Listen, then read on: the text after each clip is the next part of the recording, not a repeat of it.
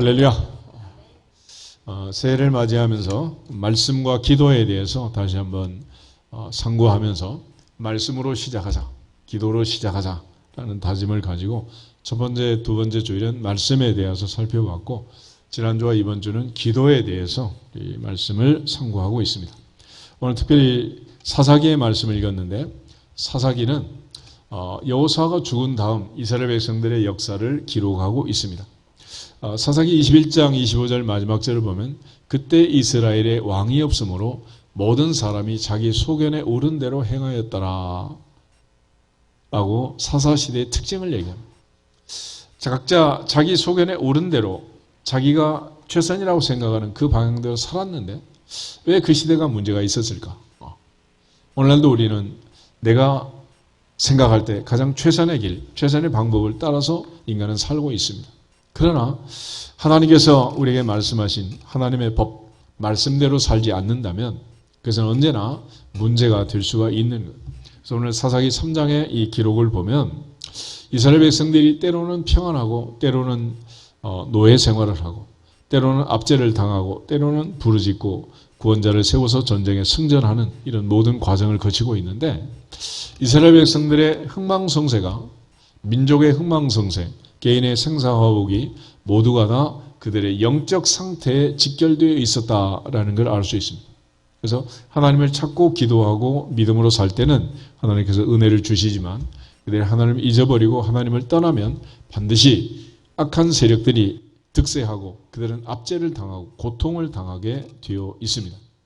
그런 측면에서 하나님은 역사의 주인이시고, 이스라엘의 역사를 보면 어떤 때는 선한 왕이 등장하고 어떤 때는 악한 왕이 등장합니다.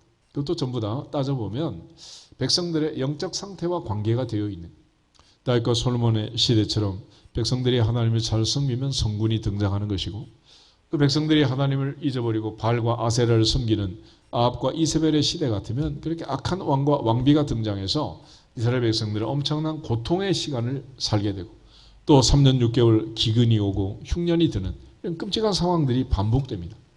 오늘 특별히 다시 한번 새해를 시작하면서 또 설날을 맞이하면서 올 한 해 우리 모두가 범사의 형통함에 잘 되는 복을 누릴 수 있도록 영적으로 하나님과의 채널을 항상 유지하고 기도의 줄을 놓지 않기를 주의 이름으로 축복합니다.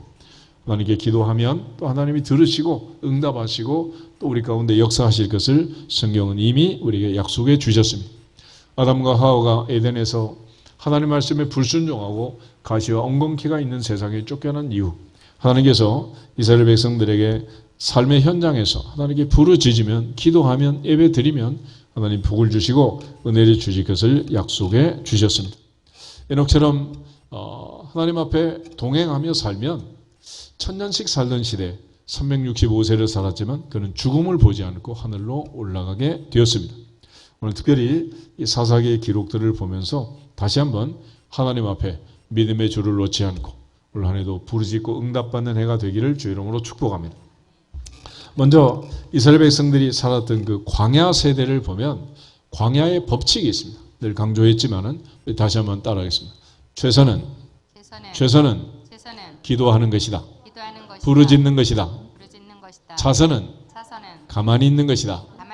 죄악은 원망하는 것이다. 하나님께서는 430년 종살이에서 이스라엘 백성을 해방시키고 광야로 끌고 나왔습니다. 백성들은 늘 원망하고 하나님 앞에 부르짖지 않고 늘 원망의 세월을 보내게 됩니다. 그들은 홍해 바다 앞에서도 원망하고 마라의 쓴물 앞에서도 원망하고 또 물이 떨어져도 원망하고 먹을 것이 떨어져도 원망하고 계속 원망의 세월을 사는. 그러나 모세는 그때마다 하나님께 부르짖었습니다. 모세는 하나님의 능력을 믿었고 하나님의 기적을 믿었고 하나님의 방법을 믿었습니다. 그런 80년 동안 살면서 깨닫지 못한 떨기나무 불꽃 가운데 임재하신 하나님을 만났고 하나님의 능력을 믿었고 애굽의 10가지 재앙이 진행이 되면서 하나님 모세를 10번이나 더 훈련을 시켰고 내 생각대로 내 뜻대로 내가 기대하는 대로 역사가 펼쳐지지 않고 하나님의 방법대로 하나님의 능력대로 하나님의 기적으로 모든 것이 이루어짐을 알았기 때문에 모세는 광야에 나와서 하나님께 기도했습니다. 이번에는 어떤 방법으로 하나님이 역사하실지, 이되면 어떤 비밀한 방법으로 하나님께서 은혜를 주실지 기대하면서 기도하면서 그는 광야 생활을 이스라엘 백성들을 이끌었던 거예요. 그래서 그는 홍해바다 앞에서도 부르짖었습니다. 하나님은 놀랍게 기적적으로 홍해의 길을 여시고 바다를 가르시고 마른 땅으로 백성들을 인도해 주셨습니다. 마라의 쓴물 앞에서도 백성들이 원망할 때 그는 부르짖었고 하나님께 부르짖자 한 나무를 지시했고 모세는 그 나무를 물에 던짐으로 쓴물이 단물로 변화되는 또 다른 기적을 체험하게 됩니다. 백성들이 가지고 온 무교병을 그들이 한 달 동안 먹고 나니까 먹을 게 떨어졌어요. 광야에 나왔는데 백성은 60만인데 먹을 게 없다. 어찌하겠어요? 그때 하나님께 기도하자. 하나님께서는 하늘에서 매일같이 비처럼 눈처럼 만나를 내리시고 단 한 끼도 굶어 죽지 않게 하셨고 배고파 죽지 않게 했습니다. 하나님은 하나님의 방법으로 역사하신 줄 믿습니다. 목마름의 기갈 속에 그들이 또 죽겠다고 아우성을 칠 때 하나님은 모세의 부르짖음을 들으시고 반석에서 생수를 공급해서 기적적으로 살려내신 줄 믿습니다. 항상 기도하는 사람은 그런 측면에서 첫째는 기대하면서 기다리면서 기도할지어다. 올 한 해도 하나님께서 어떤 방법으로 어떤 기적적인 방법으로 우리에게 찾아오실지 역사하실지 기대하면서 기다리면서 기도할지니라. 할렐루야. 이것이 바로 광야의 법칙입니다. 모세는 늘 하나님께 부르짖었어요. 그러나 백성들은 늘 원망합니다. 그래서 모세가 두 번째 방법으로 제발 좀 가만히 좀 있어라. 가만히 좀 있어라. 그런데 가만히 있는 게 그렇게 쉽지는 않아요. 쉽지는 않아요. 그래서 매일같이 뉴스가 나오고 매일같이 방송, 신문, 언론기관들이 먹고 사는 거예요. 매일같이 가만히 있지 않는 이야기를 만들어가지고 뉴스를 만들어내잖아요. 그러나 올 한 해 어찌 보면은 가만히 있는 것이 또한 자선이 제일 좋은 방법일 수도 있다는 거예요. 경기가 좋지 않고 불경기가 올 때는 아무것도 하지 말고 가만히 있는 게 더 좋은 거예요. 괜히 이런 때 펼쳐놓고 장사를 하고 비즈니스 하다 보면 이게 뭐 부채가 쌓이고 이자도 못 갚고 그러면서 또 이제 무너지는 경우가 많다. 그래서 우리가 하나님께 부르짖든지 아니면 가만히 있든지 자선을 택하라. 출애굽기 14장을 한번 찾아보겠습니다. 출애굽기 14장을 보면 10절부터 14절에 바로의 군대가 추격해오고 이스라엘 백성들은 홍해 앞에 진을 쳤습니다. 10번째 재앙, 바로의 장자가 죽는, 백성들의 모든 장자가 죽는, 집신의 초태생이 죽는 그 끔찍한 10번째 6월절의 밤이 지나고 사흘 동안 장례치는 다음에 이스라엘 백성들이 홍해 바다 앞에 진을 친 걸 보고 바로가 추격을 시작합니다. 이 바보 같은 녀석들 도망갈 데도 없는데 어디 거기다 진을 치냐 이러면 쫓아온 거예요. 그때 백성들도 이제 우리가 갇혀 죽게 됐다는 사실을 알고 원망하기 시작합니다. 그때 모세가 하는 얘기 10절 보겠습니다. 바로가 가까이 올 때에 이스라엘 자손이 눈을 들어 본즉 애굽 사람들이 자기들 뒤에 이른지라 이스라엘 자손이 심히 두려워하여 여호와께 부르짖고 그들이 또 모세에게 이르되 애굽에 매장지가 없어서 당신이 우리를 이끌어내어 이 광야에서 죽게 하느냐 어찌하여 당신이 우리를 애굽에서 이끌어내어 우리에게 이같이 하느냐 우리가 애굽에서 당신에게 이른 말이 이것이 아니냐 이르기를 우리를 내버려 두라 우리가 애굽 사람을 섬길 것이라 하지 아니하더냐 애굽 사람을 섬기는 것이 광야에서 죽는 것보다 낫겠노라. 모세가 백성에게 이르되 너희는 두려워하지 말고 가만히 서서 여호와께서 오늘 너희를 위하여 행하시는 구원을 보라. 너희가 오늘 본 애굽 사람을 영원히 다시 보지 아니하리라. 여호와께서 너희를 위하여 싸우시리니 너희는 가만히 있을지니라. 너희는 가만히 있을지니라. 할렐루야. 내가 방법이 없고 내게 답이 없다. 그런 상황도 많고 그런 인생도 많습니다. 그때는 어떻게 하라는 거예요? 가만히 있으라. 가만히 있어. 늪에 빠졌습니다. 그때는 어떻게 해야 돼? 가만히 있어요. 움직이면 움직일수록 더 이상 빠져나올 수 없어요. 여러분 갯벌이란 거 알아요? 갯벌. 갯벌에 들어가서 움직이면 어떻게 돼요? 더 빠져나오지 못하고 꼼짝달싹 없이 더 들어간다. 그래서 가만히 있어라. 가만히.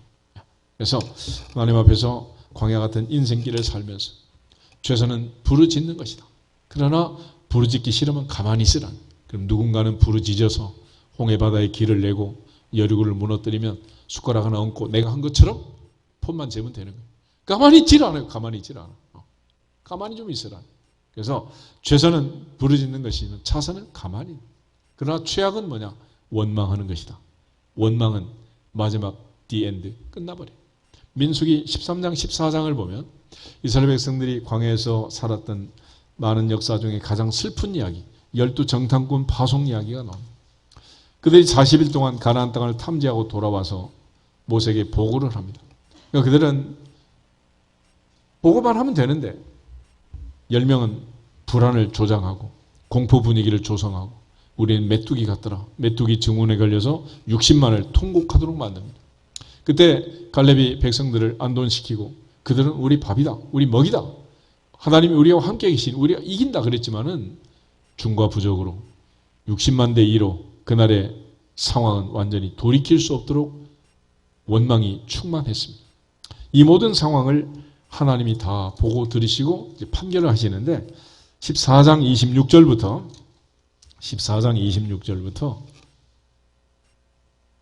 35절 말씀까지 한 절씩 교도하도록 하겠습니다.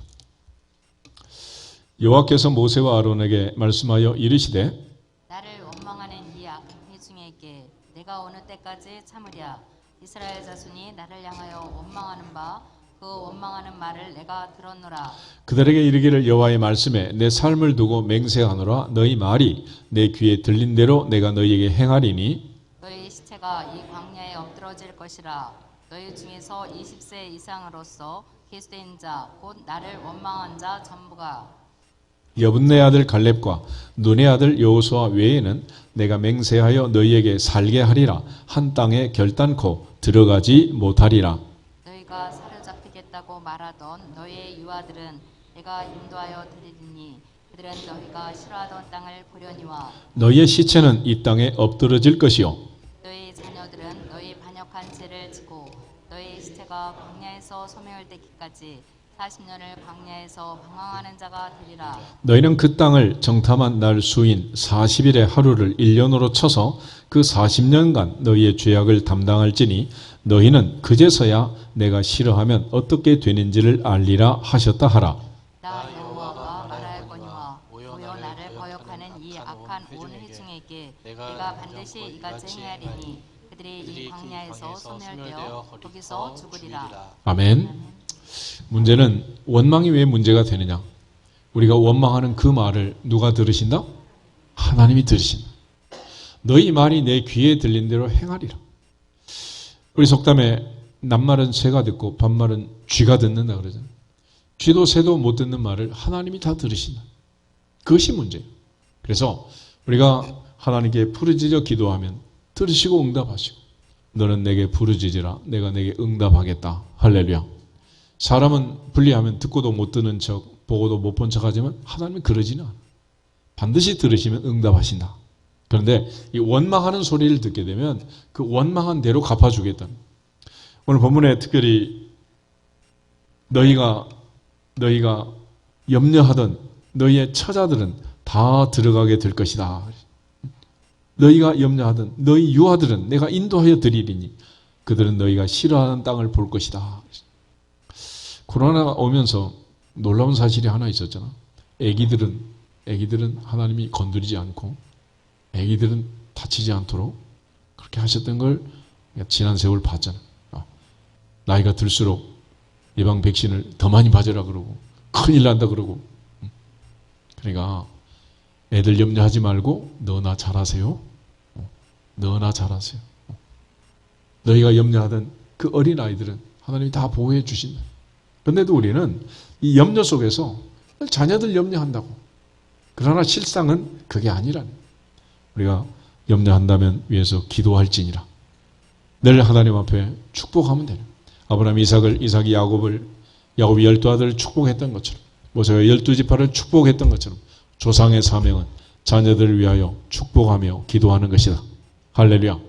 그 사명을 다하면 되는 거지. 우리가 염려할 일이 아니잖아요. 그리고 여호수아 갈렙 두 사람만 들어간다 했습니다. 그리고 하나님의 계산은 정확해서 1년을 계산할 때 40일을 돌았는데 하루를 1년으로 환산해서 40년 동안 광야에서 엎드러질 것이다 그랬습니다. 그리고 이제 마지막 신명기 34장에 가면 미리암도 죽고 아론도 죽고 다 죽었는데 마지막 안 죽는 건강한 노인 한 사람이 있었지. 모세. 그래서 하나님께서 모세를 데려가시고 여호수아 1장부터 이제 여호수아의 시대가 전개가 되는 거예요. 그러므로 우리 모두가 다 하나님 앞에서 기도의 법칙을 잘 기억하고 최선은 부르짖는 것이고 자선은 가만히 있는 것이고 최악은 원망하는 것이다. 그 어떤 경우에도 원망하지 말자. 할렐루야. 하나님께 맡기면 하나님께서 은혜 주시고 복을 주실 줄로 믿습니다. 사람이 생각할 때 이게 큰일 났다 생각하지만은 결국 그런 게 아니라 앞에 지금 홍해바다가 넘실대고 있죠. 뒤에는 기병대가 추곡해 왔죠. 완전히 진퇴양난, 진퇴유곡에 빠져서 꼼짝달 수가 없는 상황인데 하나님께 부르짖자.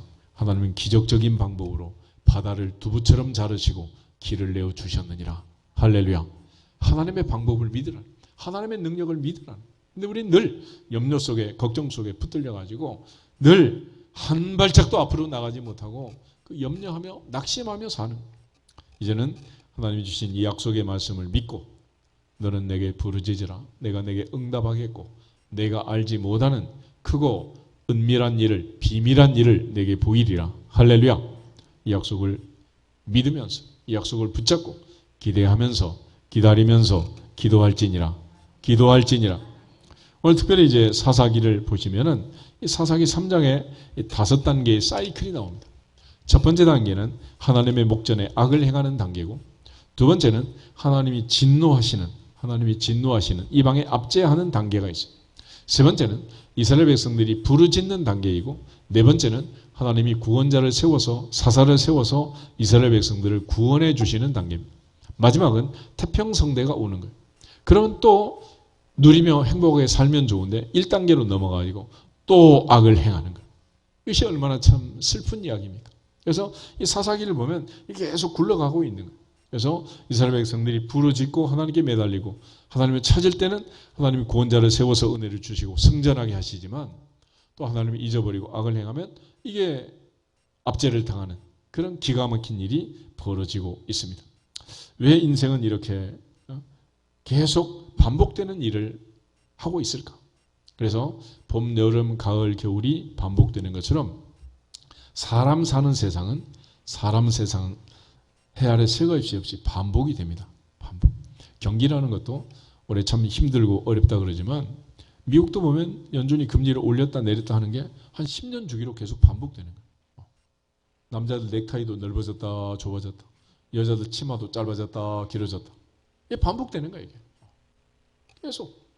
계속 반복된다. 그러니까 경기라는 것도 좋아졌다 안 좋아졌다. 항상 변하는 거죠. 바닷물이 출렁거리는 것처럼. 왜 그러냐? 인간이 가만히 있지 않아서 그런 거예요. 인간 자체가. 그러니까 끝없이 그러잖아. 우리가 하루 세 끼 밥을 먹고 살 때는 어떨 때는 배불러 죽겠다. 어떨 때는 배고파 죽겠다. 배부르다겠다. 배고프다겠다. 하루에도 몇 번씩이나 변덕을 부려. 그러니까 이 변덕이 많은 인간이 사는 세상은 어차피 변덕을 부리는 세상이 될 수밖에 없는 거예요. 그래서 다 좋은 것도 아니고 다 나쁜 것도 아니다. 그런 차원에서 이스라엘 백성들이 태평성대를 살면서 하나님을 잊어버리고 악을 행하면서 사는 게 좋으냐? 아니면 고난의 시대 압제 속에 살면서 하나님께 부르짖고 믿음의 줄을 붙들고 하나님께 돌아오는 게 좋으냐? 생각해 보라. 그러니까 영적으로 계산하는 것과 물질적으로 손쉽게 계산하는 건 전혀 달라요. 그런 차원에서 우리 모두가 영적으로 손해보는 일이 없기를 주 이름으로 축복합니다. 이스라엘 백성들의 역사에도 마찬가지. 하나님께서 성군을 세울 때는 성군을 세운 대로, 악한 왕을 세울 때는 악한 왕을 세운 대로, 그게 전부 다 어디에서 출발하나 그 민족의, 그 개인의 신앙 상태, 영적 상태, 이게 결정을 하는 거예요. 그러므로 아무리 어렵고 힘든 때라도 하나님을 찾으면 하나님께서는 구원자를 세워서 사사를 세워서 선한 왕을 세워서 이스라엘 백성들을 살려주시고 태평성대를 주신 것처럼 반드시 은혜를 주실 줄로 믿습니다. 이 원리를 보고 깨달으면 우리가 세상 살이가 그렇게 어렵지 않다는 거예요. 그래서 우리가 흔히 역사에서 배우지 못하는 민족은 망한다. 하나님께서는 성경을 기록할 때 역사라는 그릇을 통해서 수천 년의 역사를 통해서 이스라엘 민족의 역사를 통해서 오늘 우리에게 교훈해 주시는 거예요. 그러니까 인간이라는 것은 실험할 수가 없잖아. 역사라는 건 시험할 수가 없잖아요. 그래서 수천의 역사를 기록하면서 역사의 흥망성쇠를 통해서 우리에게 가르쳐 주는 거예요.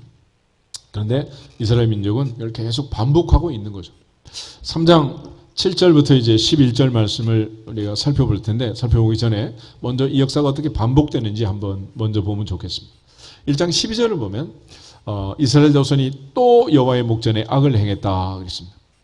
11절에 40년 동안 태평했는데 또 악을 행했다는 거예요. 그래서 이번에는 하나님께서 모압 왕 에글론을 강하게 해서 그들을 14절에 18년 동안 압제를 합니다. 그들이 하나님께 부르짖자 이번에는 하나님께서 왼손잡이 에훗을 통해서 그들을 살려주시고 30절에 보면 그 땅이 80년 동안 평온했다 그랬습니다.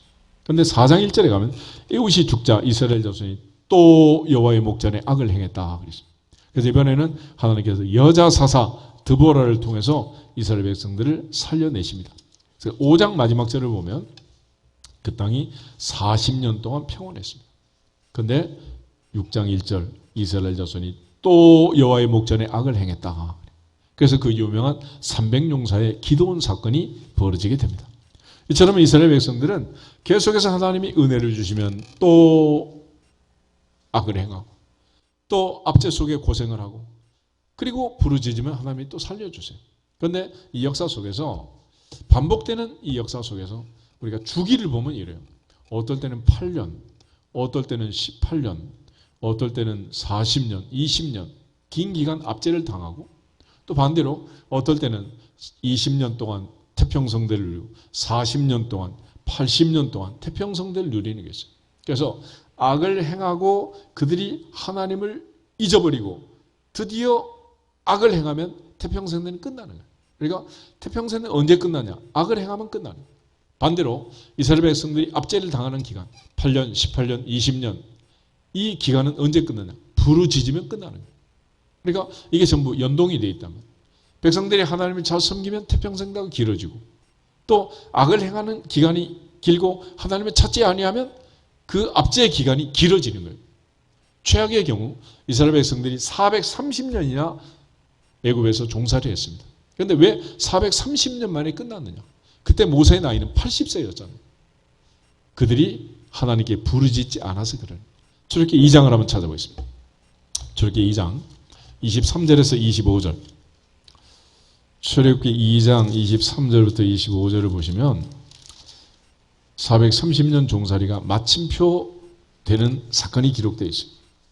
2장 23절 여러 해 후에 애굽 왕은 죽었고 이스라엘 자손은 고된 노동으로 말미암아 탄식하며 부르짖으니 그 고된 노동으로 말미암아 부르짖는 소리가 하나님께 상달된지라 하나님이 그들의 고통 소리를 들으시고 하나님이 아브람과 이삭과 야곱에게 세운 그의 언약을 기억하사 하나님이 이스라엘 자손을 돌보셨고 하나님이 그들을 기억하셨더라. 아멘.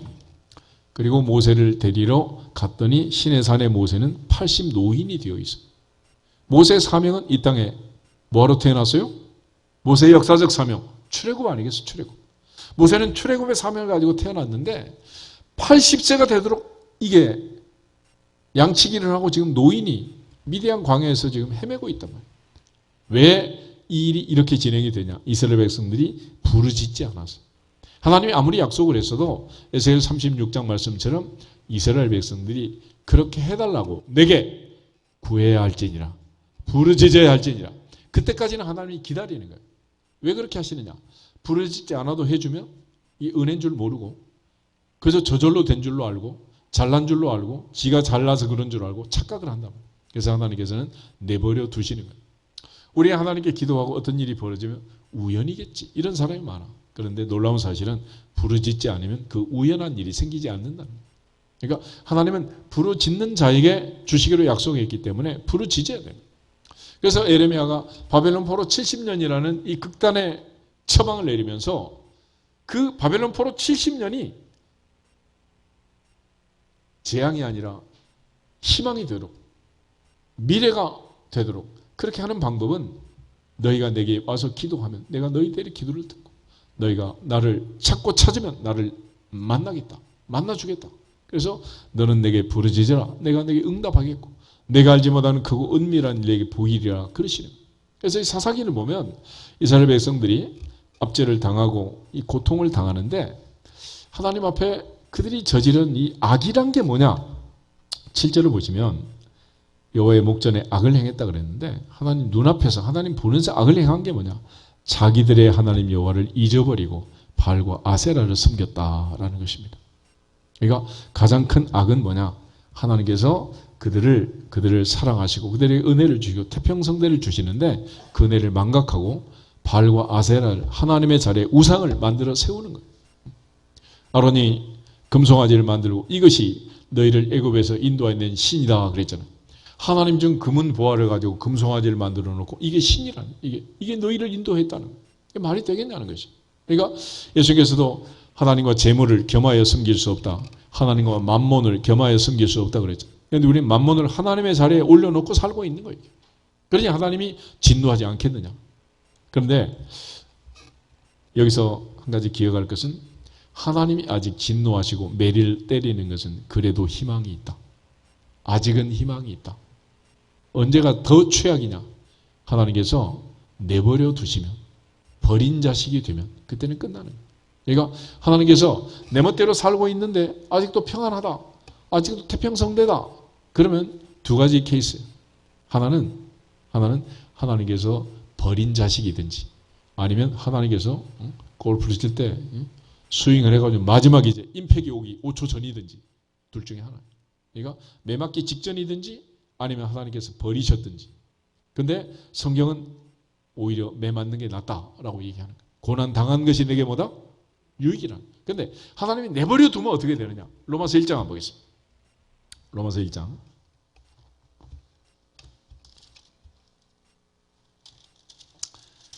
바로 이 로마 시대 이 악한 사람들의 악행을 보면서 하나님께서 천지 만물 가운데 하늘과 땅과 바다에도 그들이 하늘을 보며 땅을 보며 산천 초목을 보면서 하나님을 찾아 알도록 분명히 하나님께서 자연 계시를 통해서 말씀하셨는데 그들은 하나님을 영화롭게도 하지 않고 감사하지도 않고 어리석은 자들이 되고 말았다는 거예요. 20절부터 23절을 먼저 한번 읽겠습니다. 창세로부터 그의 보이지 아니하는 것들 곧 그의 영원하신 능력과 신성이 그가 만드신 만물에 분명히 보여 알려졌나니 그러므로 그들이 핑계하지 못할지니라. 하나님을 알되 하나님을 영화롭게도 아니하며 감사하지도 아니하고 오히려 그 생각이 허망하여지며 미련한 마음이 어두워졌나니 스스로 지혜 있다 하나 어리석게 되어 썩어지지 아니하는 하나님의 영광을 썩어질 사람과 새와 짐승과 기어다니는 동물 모양의 우상으로 바꾸었느니라. 아멘. 이게 인간이라는 거예요. 이게. 그러니까 올해가 뭐 토끼띠라는데 12간지 그래가지고 인간은 하나님이 만든 세상, 하나님이 다스리는 세상을 올해는 토끼 세상이다. 이렇게 말해요. 토끼 세상. 이 말이 되냐는 거예요. 여러분 프로축구 프로야구도 한번 보세요. 그 구단의 상징이 뭐예요? 우리는 사자, 우리는 곰, 우리는 고래 이래가면서 막 하늘에 있는 별들, 땅에 있는 짐승들, 바닷속에 있는 동물들, 물고기들 이 형상으로 다 바꾸고 보내면 맞다. 2000년 전에 바울이 예고한 거예요. 그 결과 하나님께서 어떻게 했느냐? 하나님이 기가 막혀 버리신 거예요. 하나님이 버린 결과 어떤 일이 벌어지느냐? 24절 5절 먼저 보겠습니다. 그러므로 하나님께서 그들을 마음의 정욕대로 더러움에 내버려 두사 그들의 몸을 서로 욕되게 하게 하셨으니 이는 그들이 하나님의 진리를 거짓 것으로 바꾸어 피조물 조물주보다 더 경배하고 섬김이라. 주는 곧 영원히 찬송할 이시로다. 아멘. 하나님이 내버려 두셨다. 내버려. 그래서 인간은 모든 악한 일을 행하고 지멋대로 살고 있다는 거예요.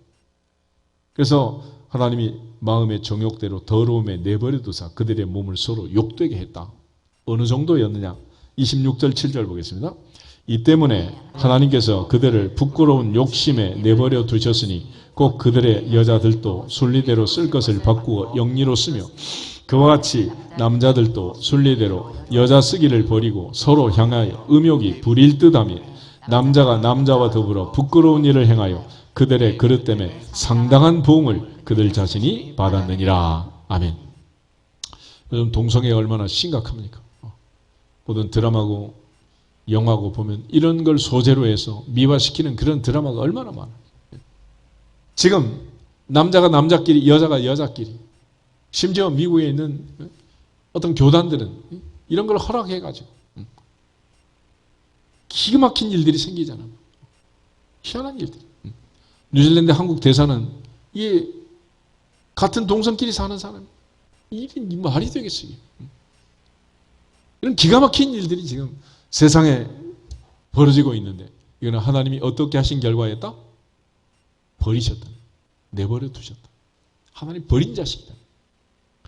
그래서 28절부터 32절에 보면 이 세상에 일어나는 모든 일들은 뭐냐? 이 악행들은 하나님이 버림받은 인간들이 살아가는 세상의 결과라는 거예요. 28절에서 32절 다시 한번 읽겠습니다. 또한 그들이 마음에 하나님 두기를 싫어하며 하나님께서 그들을 그 상실한 마음대로 내버려 두사 합당하지 못한 일을 하게 하셨으니 곧 모든 불의, 추악, 탐욕, 악의가 가득한 자요 시기, 살인, 분쟁, 사기, 악독이 가득한 자요 수군수군하는 자요 비방하는 자요 하나님께서 미워하시는 자요 능욕하는 자요 교만한 자요 자랑하는 자요 악을 도모하는 자요 부모를 거역하는 자요 우매한 자요 배약하는 자요 무정한 자요 무자비한 자라. 그들이 이 같은 일을 행하는 자를 사형에 해당한다고 하나님께서 정하심을 알고도 자기들만 행할 뿐 아니라 또한 그런 일을 행하는 자들을 옳다 하느니라. 아멘. 그래서 요즘 세상은 법을 바꿔가지고 성경이 불법이고 우리의 법이 옳다 이렇게 악행을 저지르는 악행을. 그러니까 법이 통과되면 이게는 세상이 완전히 이제 달라지는 거란 말이에요. 그러니까 우리가 법이 없을 때는 뭐 길을 어떻게 가든지 상관이 없잖아. 이제 신호등이 생겼으니 법을 안 지키면 어떻게 돼? 이 세상은 전부 범법자가 돼. 범법자. 이게 전부 세상이 이렇게 돼 있는 거예요. 그래서 세상은 이 법을 가지고 인간을 결박하고 구속하고 통제하고 그러잖아요. 그래서 하나님이 정한 이 법을 뒤집어 가지고 하나님의 법이 틀렸다. 세상 법이 맞다. 이래가지고 재판을 하고 있는 거예요. 그러니까 성경이 재판장의 성 뭐예요? 이 성경은? 아니 불법투성이야. 불법투성이. 이런 세상을 지금 만들어가고 있단 말이에요. 그래서 우리가 사는 세상 아직 하나님이 매를 때리신다면 아직은 희망이 있다. 그러나 하나님께서 매도 때리지 않고 매도 아깝다. 그리고 내버려 두시면 어떻게 돼요? 디엔드. 그때는 끝나는 거다. 그래서 이스라엘 백성들이 지금 악을 행할 때 하나님께서 회초리를 들고 때로는 모압왕 에글론을 통해서 암몬왕, 모압왕, 아수르왕, 바벨론왕을 통해서 하나님께서 이스라엘 백성들 압제하고 구속하고 종살이를 시키고 노예 생활을 시키고 포로 생활을 시킬 때는 아직은 희망이 있다는 거예요. 그래서 하나님께서 우리가 신앙생활을 잘 못할 때 성전문을 닫기도 하고 열기도 하고 그래서 우리를 간섭하실 때는 아직 좋은 거죠. 그렇지만 어떤 아이가 새벽 2시에 들어오든지 3시에 들어오든지 담배를 피우든지 술을 마시든지 아무도 책망할 애가 없으면 너무 좋은 거예요? 너무 행복한 거예요? 그 아이는 불행한 거야. 그러므로 부모가 있다는 것은 아이들에게 때로는 구속이 되고 때로는 엄마 외갓집 가면 너무 좋지만 그것도 며칠이지 영원히 엄마 안 돌아오면 어떻게 되겠어요? 말이 되냔 말이에요. 그래서 하나님께서 아직 그들이 하나님을 잊어버리고 우상을 섬길 때 압제하는 것은 아직은 희망이 있느니라. 아직은 희망이 있느니라. 그런 차원에서 이스라엘 백성들이 우리가 고난을 당하는 것은 아직은 유익한 일이다. 그 고난은 하나님의 손에 있는 것이고 하나님께서 풀어주시면 풀리는 것이기 때문에 그러는 그런 차원에서 하나님께서는 이스라엘 백성들에게 고난 프로그램을 돌리셨습니다. 그리고 그 고난은 때로는 8년, 18년, 20년 만에 끝나는데 그건 무슨 기간이냐? 부르짖기까지 걸린 시간이다. 하나님 부르짖으면 즉각적으로 즉시 구원자를 세워서 살려주셨느니라. 이게 이제 역사래요. 역사. 그러니까 우리가 하나님 잊어버리고 긴 세월을 지나가면 하나님은 430년, 70년이라도 내버려 두는 거예요. 그러므로 하나님은 가진 게 시간밖에 없죠. 우리는 뭐가 없어? 뭐가 없어요? 시간이 없어. 째깍째깍. 또 2023년의 시계가 돌아가고 있습니다. 우리는 그 시간이 언제까지일지 아무도 알 수 없어요. 그리고 그게 70, 80까지 간다, 120까지 간다, 100년까지 간다, 그런 보장이 없잖아요. 그 시계는 오늘 멈출 수도 있느니라. 이번 달에 멈출 수도 있느니라. 올해 안에 멈출 수도 있느니라. 우리에게는 시간이 없다. 그래서 하나님께서는 한 사람도 멸망하지 않고 죽을 자가 죽는 것도 기뻐하지 않고 다 회개하게 이르기를 원하시느니라. 찾아오기를 원하시느니라. 그래서 하나님께서 극단적 처방에서 고통을 줘서 부르짖게 하는 거예요. 왜냐하면 지금 너무 응급하니까. 내버려 두면, 평안하면, 내버려 두면 찾는다, 찾지 않는다. 절대로 찾지 않죠. 그래서 하나님께서 하나님을 찾아올 수 있도록 하기 위해서 이 고난 프로그램을 돌리시는 거예요. 그러므로 올해도 경기가 좋지 않고 국제적으로 여러 가지 상황들이 발생하는 것은 하나님께서 이 지구촌에 돌아와야 할 인생이 많고 하나님을 찾아야 할, 부르짖어야 할 인간이 많고 또 하나님께서 아직 버리지 못하는 하나님의 아들, 딸이 많기 때문에 하나님이 역사하고 계시는 증거니라. 그러므로 이 어려운 상황들을 우리가 잘 헤아리면서 올 한 해는 고난 중에는 기도하고 즐거움 중에는 찬송하고 믿음의 줄을 놓지 않기를 주 이름으로 축복합니다. 궁극적으로 하나님께 부르짖기만 하면 하나님은 사사를 세우셨어요. 그런데 이 사사들의 특징이 또 하나 있는데 그게 뭐냐면 약한 자를 들어서 강한 자를 부끄럽게 하고 미련한 자를 들어서 지혜로운 자를 부끄럽게 하고 세상에 없는 것 천한 것들을 들어서 있는 것 부한 것들을 부끄럽게 한다 그랬습니다. 하나님께서는 왼손잡이 에웃을 통해서 오른손잡이들을 살렸습니다. 하나님께서는 숫자도 계산하지 않던 여자 사사 드보라를 통해서 남자들을 부끄럽게 만드시는 거예요. 가장 작은 지파 므낫세 지파, 그것도 가장 작은 자 기드온을 통해서 미디안의 메뚜기 때보다 더 많은 군사를 물리치고 하나님께서 가장 강한 지파 유다 지파, 에브라임 지파 이들을 부끄럽게 하시는 거예요. 그러므로 하나님께서 함께 하시면 약한 자도 강하게 되고 미련한 자도 지혜롭게 되고 없는 자도 부하게 되고 그래서 한나가 고백하기를 하나님은 죽이기도 하시고 살리기도 하시고 가난하게도 하시고 부하기도 하시느니라. 높이기도 하시고 낮추기도 하시느니라. 할렐루야. 이 전능하신 하나님의 손에 인생 전체가 달려있음을 알고 하나님께 부르짖는 해가 되기를 주의 이름으로 축복합니다.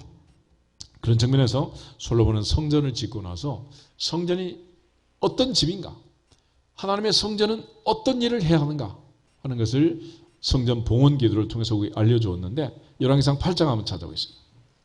열왕기상 8장 27절에서 30절.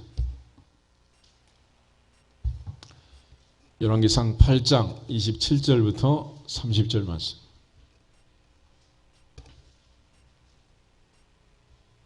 따지겠습니다. 하나님이 참으로 땅에 거하시리까 하늘과 하늘들의 하늘이라도 주를 용납하지 못하겠거든 하물며 내가 건축한 이 성전이 오리이까. 그러나 내 하나님 여호와여 주의 종의 기도와 간구를 돌아보시며 이 종이 오늘 주 앞에서 부르짖음과 비는 기도를 들으시옵소서. 주께서 전에 말씀하시기를 내 이름이 거기 있으리라 하신 곳 이 성전을 향하여 주의 눈이 주야로 보시오며 주의 종이 이곳을 향하여 비는 기도를 들으시옵소서. 주의 종과 주의 백성 이스라엘이 이곳을 향하여 기도할 때에 주는 그 간구함을 들으시되 주께서 계신 곳 하늘에서 들으시고 들으시사 사하여 주옵소서. 아멘. 솔로몬의 하나님, 하늘과 하늘들의 하늘도 용납할 수 없는 하나님, 어디에나 계시는 하나님. 그의 아버지 다윗은 시편 139편에서 내가 하늘에 올라가도 거기 계시고 바다 끝에 가도 거기 계시고 음부에 내 자리를 펴도 하나님은 거기 계십니다. 명절에 이제 설날 고향에 가 계신 분들이 많은데 서울에만 성전에만 계신 게 아니라 하나님은 거기에도 계시고 이미 벌써 가서 계시고 하나님의 손을 피할 수가 없는 거예요. 어디에나 계시는 하나님. 그러므로 이 작은 집, 이 성전이 온 우주 만물도 포용할 수 없는 그 하나님을 어떻게 이 안에 가둘 수 있겠습니까? 이 성전은 하나님을 위한 하나님의 성전이라고 하는 실상은 우리를 위한 집입니다. 그래서 우리가 연약하기 때문에 우리 눈에 보이지 않으면 못 믿으니까 자꾸 의심하니까 하나님께서 이 솔로몬의 성전을 짓게 하시고 이 성전에 와서 기도하고 때로는 성전을 향해서 기도할 때 하나님은 하나님의 계신 곳 하늘에서 들으시고 사하여 주옵소서 응답하여 주옵소서 그렇게 기도하는 거예요. 그런 차원에서 올 한 해는 이 성전을 향해서 성전에서 예배하고 기도하는 주인공들이 되시기를 주의 이름으로 축복합니다. 여러분도 지나가다가 사람들이 들어와서 기도할 수 있습니까? 그래서 기도하고 가세요. 얼마든지. 교회는 뭐 기도하는 집인데 그렇잖아. 여러분도 때가 되면 어려운 일이 있을 때 아니면 평안할 때 언제든지 성전을 찾아서 기도하는 기도의 일꾼들이 되기를 주의 이름으로 축복합니다. 전에 어떤 분은 너무 어렵고 힘들 때 교회 문은 닫혀있고 그러니까 성전 벽을 붙들고 기도하고 눈물로 그렇게 가셨다고 그러더라고요. 그리고 그 이후로 하나님이 은혜를 주셔서 정말 형통하게 잘 된 그런 분이 계시는데 하나님 앞에서 우리 모두가 다 성전을 향해서 또는 성전에 와서 기도할 수 있는 시간, 예배할 수 있는 시간 아니면 무시로 성령 안에서 깨어 기도할 수 있기를 주의 이름으로 축복합니다. 하나님께서 그걸 위해서 우리 성전을 지어주신 거예요. 이처럼 솔로몬의 기도처럼 도저히 이제 성전에 올 수 없을 때 성전을 향해서 그렇게 기도하는 사람들이 있어요. 대표적으로 우리 다니엘 6장 10절 한번 찾아보겠습니다. 다니엘을 보면 어린 시절에 포로로 잡혀갔고 바벨론에서 가장 높은 자리, 총리의 자리까지 올라갔습니다. 그러나 그를 모함하던 사람들이 다니엘의 신앙생활을 비비꼬면서 앞으로 한 달 동안 왕 아닌 신이나 사람에게 구하면 사적으로 집어넣자 이래가지고 왕을 꼬드겨서 왕의 조서에 도장을 찍어가지고 금령을 발표했습니다. 그런데 이때 당시 바벨론의 법은 뭐냐면 왕이라도 한 번 발표를 하고 나면 자기 스스로 그걸 뒤집을 수가 없어요. 바꿀 수가 없어요. 다니엘이 총리인데 이 사실을 모르겠어요. 너무 잘하는 거죠. 그럼에도 불구하고 다니엘은 기도했다는 거예요. 10절 보겠습니다. 다니엘이 이 조서에 왕의 도장이 찍힌 것을 알고도 자기 집에 돌아가서는 윗방에 올라가 예루살렘으로 향한 창문을 열고 전에 하던 대로 하루 3번씩 무릎을 꿇고 기도하며 그의 하나님께 감사하였더라. 아멘. 고향이 그리워서 예루살렘 쪽 창문을 연 게 아니고 예루살렘에 있는 성전을 향해서 솔로몬이 기도했던 것처럼 이 성전을 향해서 기도하면 하나님은 하나님의 계신 곳 하늘에서 들으시고 응답하여 주옵소서 사하여 주옵소서. 솔로몬이 그렇게 기도했던 것처럼 다니엘은 그 말씀을 붙들고 하나님께 기도하고 특별히 감사했습니다. 죽어도 괜찮습니다. 내가 이곳에 와서 평생을 살았고 나이 많아 늙을 때까지 총리의 자리에 올 때까지 이렇게 산 것도 하나님의 은혜입니다. 감사합니다. 그랬더니 하나님께서 하늘에서 들으시고 다니엘을 사자굴에 집어넣을 때 사자들의 입을 봉하시고 다니엘을 안전하게 살려내신 줄로 믿습니다. 그것이 바로 솔로몬의 기도처럼 다니엘의 성전을 향해서 기도할 때 하나님이 그에게 주신 은혜였어요. 우리 모두가 다 하나님 앞에서 성전을 향해 기도하되 특별히 감사 기도할 수 있기를 축복합니다. 그런 측면에서 사도 바울은 항상 기뻐하라 쉬지 말고 기도하라 범사에 감사하라 그것이 그리스도 예수 안에서 너희를 향하신 하나님의 뜻이라 그랬어요. 뜻. 오늘도 우리가 하나님 앞에 예배하면서 또 올 한 해 살아가면서 무슨 일이 있을지 우리는 알 수 없지만은 범사에 하나님께 감사하면서 성전에서 성전을 향해서 기도하는 주인공들이 되기를 주의 이름으로 축복합니다. 그런 측면에서 이사야 선지자는 내 집은 만민이 뭐하는 집? 기도하는 집이라고 했습니다. 예수님께서는 성전에서 기도하지 않고 장사하는 장사꾼들을 책망하신 거예요. 올 한 해는 하나님 앞에 성전의 장사꾼이 아니라 기도꾼이 되기를 주의 이름으로 축복합니다. 궁극적으로 이 성전을 향해 기도하는 이게 얼마나 중요한 일인가. 그래서 우리가 하나님 중심, 말씀 중심, 교회 중심, 성전 중심이라고 하는 것은 그 중심에 성전의 중심에 지성소 안에 법궤 안에 말씀이 들어있잖아요. 그런데 이 말씀은 뭐냐? 태초에 말씀이 계시니라 이 말씀이 하나님과 함께 계셨으니 이 말씀은 곧 하나님이시니라. 그런 차원에서 우리 신앙의 중심은 항상 하나님 중심, 말씀 중심, 교회 중심으로 흔들리지 않기를 주의 이름으로 축복합니다. 요나서 2장을 한번 보실까요? 요나를 보면은 요나 선지자는 물고기 뱃속에 들어가서 기도를 했잖아요. 하나님께서 불순종하는 요나를 니느웨로 보내기 위해서 큰 배를 준비하시고 큰 풍랑을 준비하시고 큰 물고기를 준비하셔가지고 요나를 잡아 물고기 뱃속에 집어넣습니다. 그리고 3일 3야 물고기 뱃속에서 요나로 하여금 하나님께 기도하게 했어요. 그때 요나가 기도할 때 물고기 뱃속에서 깜깜한 속에서 어디를 향해 기도하겠어요. 근데 요나는 그곳에서 중심을 잡았습니다. 그게 바로 성전이었어요. 성전. 요나서 2장 1절부터 10절을 보면서 요나가 바라보고 기도했던 그 바라봄의 대상이 어디였는지를 찾아보면 좋겠습니다. 한 절씩 교독하겠습니다. 요나서 2장 1절. 요나가 물고기 뱃속에서 그의 하나님 여호와께 기도하여 이르되 내가 받는 고난으로 말미암아 여호와께 불러 아뢰었더니 주께서 내게 대답하셨고 내가 수월의 뱃속에서 부르짖었더니 주께서 내 음성을 들으셨나이다. 주께서 나를 깊음 속 바다 가운데 던지셨으므로 큰 물이 나를 둘렀고 주의 파도와 큰 물결이 다 내 위에 넘쳤나이다. 내가 말하기를 내가 주의 목전에서 쫓겨났을지라도 다시 주의 성전을 바라보겠나이다 하였더라. 물이 나를 영혼까지 둘러싸오며 깊음이 나를 에워싸고 바다 풀이 내 머리를 감쌌나이다. 내가 산의 뿌리까지 내려갔사오며 땅이 그 빗장으로 나를 오래도록 막았사오니 나의 하나님 여호와여 주께서 내 생명을 구덩이에서 건지셨나이다. 내 영혼이 내 속에서 피곤할 때 내가 여호와를 생각하였더니 내 기도가 주께 이르러 싸우며 주의 성전에 미쳤나이다. 거짓되고 헛된 것을 숭상하는 모든 자는 자기에게 베푸신 은혜를 버렸사오나 나는 감사하는 목소리로 주께 제사를 드리며 나의 소원을 주께 갚겠나이다. 구원은 여호와께 속한나이다 하니라. 여호와께서 그 물고기에게 말씀하시네 요나를 육지에 토하니라. 아멘.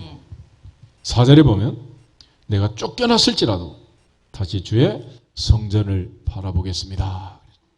7절에서도 내 기도가 주께 이르러 싸우며 주의 성전에 미쳤나이다. 그래서 하나님은 하나님의 계신 곳 하늘에서 들으시되 성전을 향해서 성전에서 기도하는 모든 기도에 응답하시는 분임을 믿습니다. 올 한 해 우리 모두가 다 하나님의 성전에서 기도하는, 그리고 성전에서 모든 문제가 풀어지는, 해결받는 주인공들이 되시기를 주님의 이름으로 축복합니다. 궁극적으로 이 성전을 향해 기도하는 이것이 얼마나 중요한 일이냐.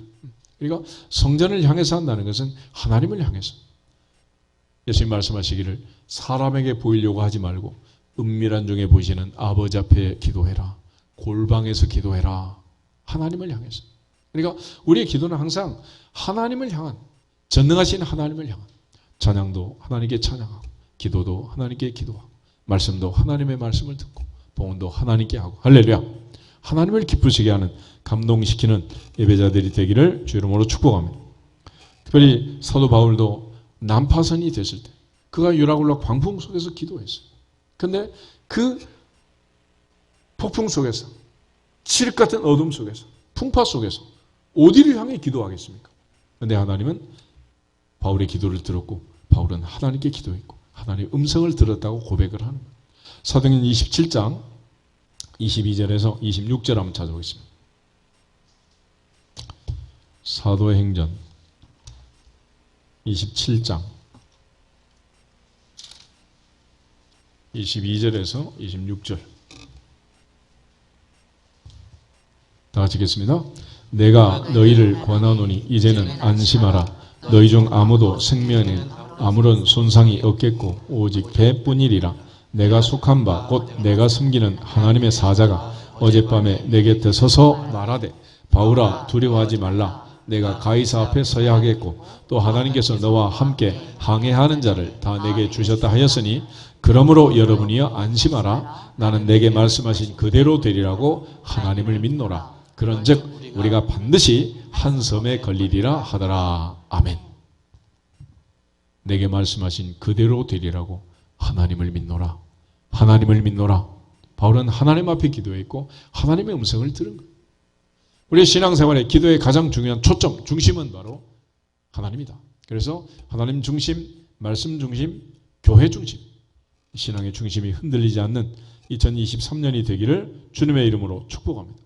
그 결과 바울은 드디어 로마에 도착해서 복음을 전하면서 사도행전은 마치게 되는 거예요. 바울에게 하나님 하신 말씀 중에 바울아 두려워하지 말라. 너는 누구 앞에 가야 한다? 가이사 앞에 가야 한다. 가이사 앞에 서야 한다. 그래서 다시 말해서 죽고 사는 것은 언제 마무리가 되느냐? 사명을 다하면 죽는 거예요. 사명을 다하기 전에는 사자굴 속에 들어가도 안 죽고 태풍 가운데 들어가도 안 죽고 안 죽는 거예요. 그렇지만 모세처럼 사명을 다하면 건강에도 죽고 눈이 흐리지 않아도 기력이 쇠하지 않아도 느보산 꼭대기까지 등산할 수 있도록 힘이 펄펄 넘쳐도 데려가시느니라. 그래서 예수님 마지막 운명하시고 뭐라 그랬어요? 다 이루었다. 다 이루었다. 예수님 언제 돌아가셨어요? 사명을 다하면. 그러므로 우리 모두가 하나님 앞에 사명이 있다는 사실을 알고 올해도 그 사명에 충성해서 맡은 자에게 구할 것은 충성이니라. 충성이니라. 아멘. 옆 사람은 살았나 죽었나 한번 봐봐. 잠자는 사람이 있는 것 같은데. 얘기 좀 해줘봐. 당신은 사명이 있습니다. 사명이 있으십니다. 올해는 안 죽겠습니다.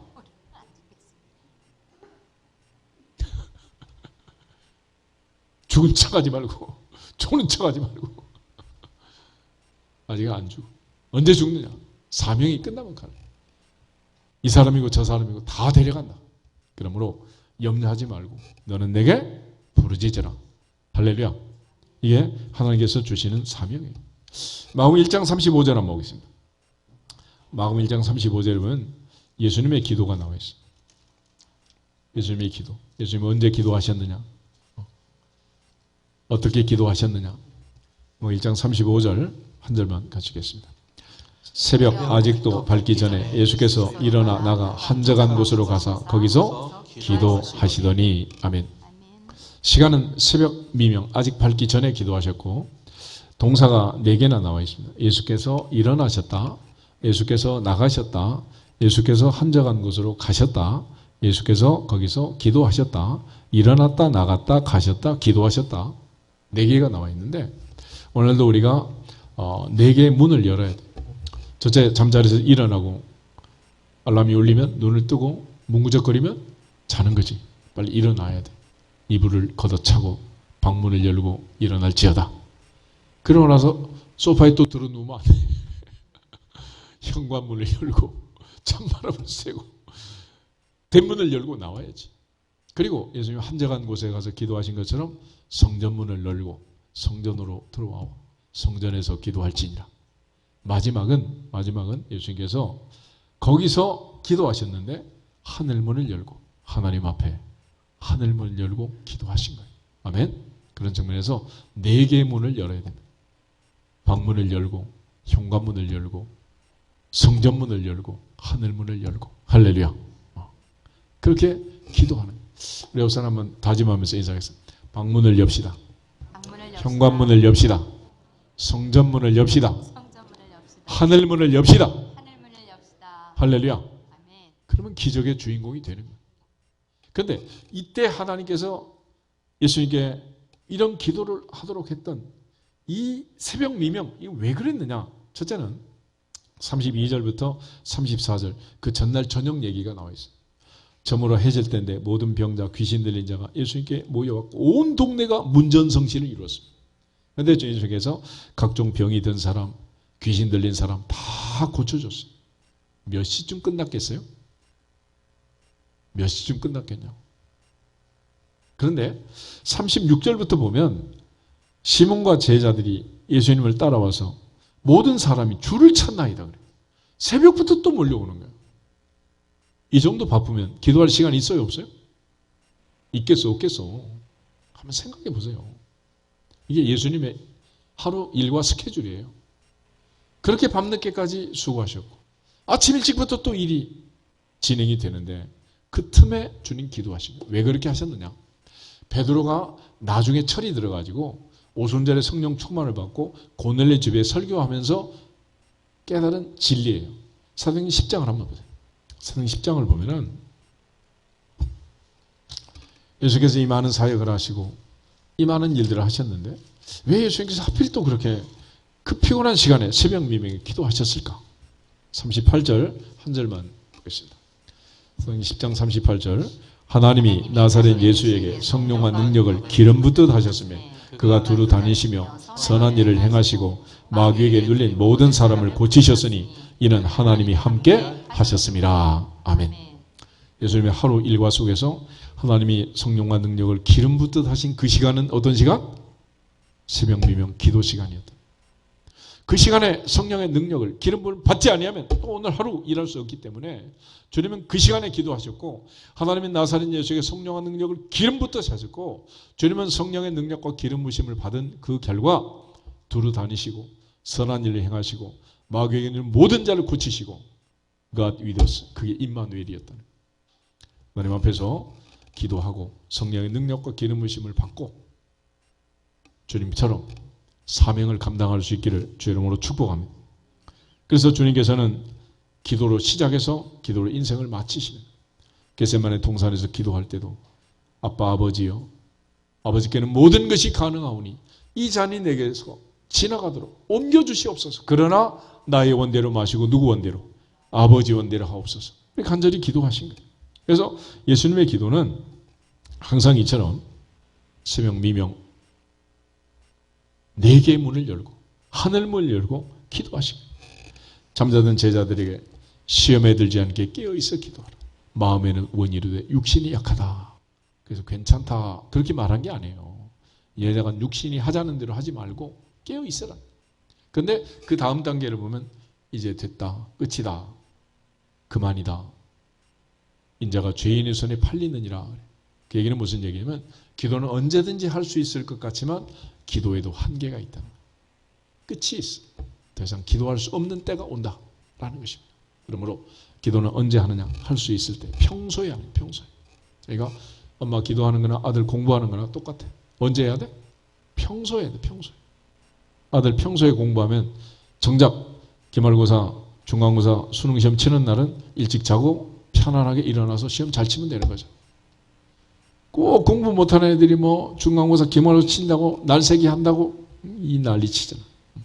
평소에 기도 안 하는 애들이 꼭 야곱처럼 막 베델에서 약국왕 나루통에서 절하기도 하고 평소에 기도하면 고난이 왔을 때 쉽게 넘어가느니라, 넉넉히 이기느니라.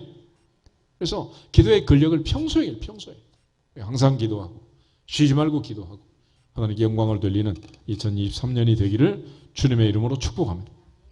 올 한 해 내 집은 만민이 기도하는 집이라 하신 이 성전에서 예배하고 시간 하나님께 영광을 돌릴 뿐만 아니라 또한 무시로 성령 안에서 항상 기도하고 쉬지 말고 기도하고 범사에 감사하고 하나님의 뜻을 이루는 해가 되기를 주 이름으로 축복합니다. 바울은 특별히 아무것도 염려하지 말고 다만 모든 일에 기도와 간구로 너희 구할 것을 감사함으로 하나님께 아뢰라. 그러면 모든 지각이 뛰어난 하나님의 평강이 그리스도 예수 안에서 너희 마음과 생각을 지키시리라 약속하셨습니다. 올 한 해 모든 가정들이 평안하고 평강을 누리는 복된 해가 되기를 주님의 이름으로 축복합니다. 우리 옆 사람 인사하고 우리 기도하도록 하겠습니다. 기대하면서 기다리면서 기도합시다. 할렐루야. 다 같이 주 예수 그리스도의 이름으로 하늘문화 열릴지어다 선포하고 기도하겠습니다. 주 예수 그리스도의 이름으로 하늘문화 열릴지어다.